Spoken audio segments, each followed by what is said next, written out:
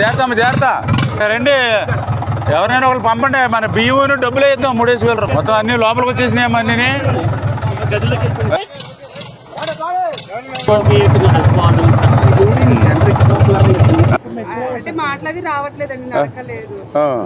అంటే మెంటల్గా ఎలా ఉందన్న?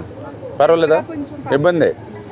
సిద్ధార్థ హాయ్, చెయ్యకూడదు ఇంకా మూమెంట్ లేదు పెద్దగా. ఓకే, సర్టిఫికేట్ చేయించాలి, మన సదన్ సర్టిఫికేట్. ఇప్పుడు మన చేతిలో ఉన్నాయి. ఇప్పుడు సీఎంఆర్ఎఫ్లు ఇవ్వవు, ఆ అబ్బాయికి మనం అది పెట్టచ్చు.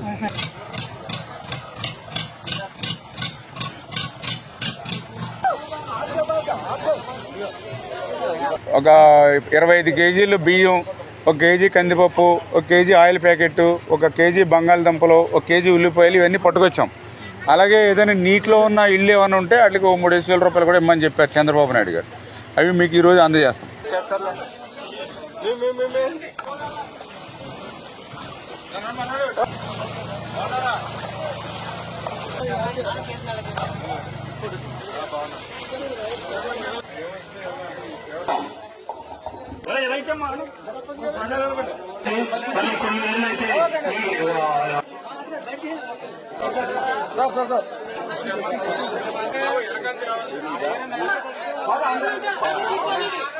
జగన్మోహన్ రెడ్డి గారు ఈ రాష్ట్రంలో 14 లక్షల కోట్ల అప్పులు చేశారు.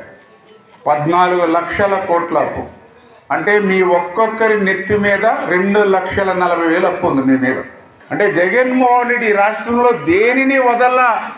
ఆఖరికి రైతుకి అత్యంత అవసరమైనటువంటి సివిల్ సప్లై కార్పొరేషన్ కూడా తాకట్టు పెట్టుకొని 34,000 కోట్లు అప్పు తెచ్చుకున్నాడని అంటే, మరి ఈవేళ ఇంకా రైతును కూడా తాకట్టు పెట్టాడని అంటే, అటువంటి వ్యక్తి రాజకీయాల్లో ఉండడం అవసరమా అని చెప్పి మీరు కూడా ప్రశ్నించవలసిన అవసరం ఉంది.